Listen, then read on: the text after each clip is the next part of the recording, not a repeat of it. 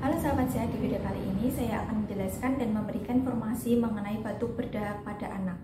Batuk berdahak merupakan batuk yang disertai dengan lendir kental. Lendir ini biasanya berwarna kuning, hijau, maupun bening.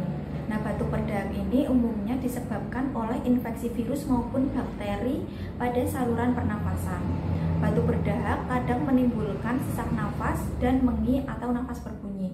Nah, beberapa cara untuk mengobati batuk berdahak pada anak yaitu dengan mengonsumsi atau minum air hangat dan jus lemon, berkumur air garam, mengonsumsi madu, serta mengonsumsi obat-obatan seperti Disolvon Kids.